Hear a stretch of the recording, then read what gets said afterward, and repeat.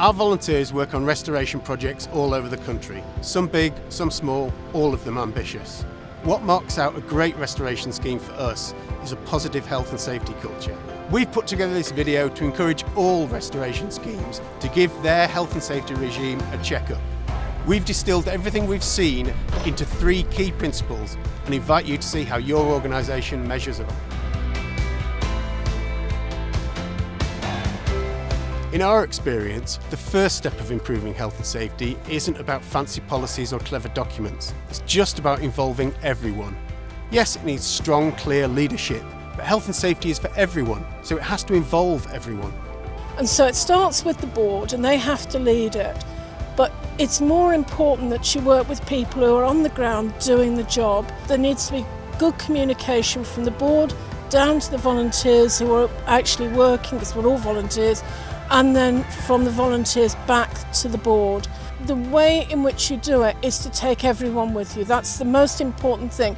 You can't sit in your office, design a document and then send it out by email to 20 people and say, right, this is what we're going to do from now on, and expect everyone to think that's a great idea, we'll do that. You really need to involve all the people as you're working on something. Make sure you give health and safety a high profile and keep it that way. Encourage people to think about health and safety with articles in magazines and discussions on site. Finally, make sure you clearly demonstrate how health and safety is a key part of all of your project planning. It's true that those at the top have to take the lead when making decisions and setting policies and creating documents, but it will mean nothing if it's not communicated down to all the people that are affected by that policy. Also, it's quite helpful to explain the rationale and the background to why you're making those decisions. And finally, make sure this communication is two-way. Don't just tell people what to do, actually listen to how they feel about it and what they think. People learn from other people, so you've got to teach that lesson well in the very first instance, and then it starts getting the norm. People learn because other people remind them. It's not just the leader that will walk around going, your safety glasses, they're not on. Actually, other volunteers will remind other volunteers that they've got it on, so other people are then taking safety seriously because they can see the benefit of it.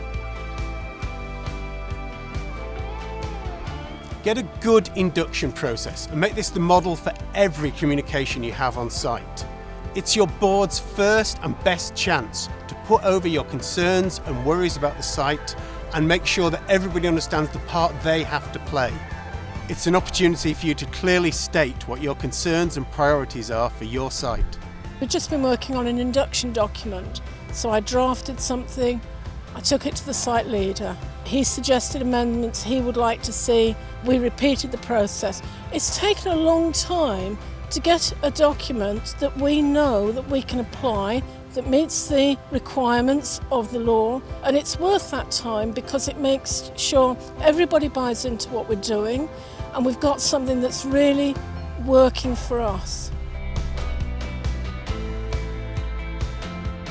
Now the good news is you don't have to get this exactly right first time.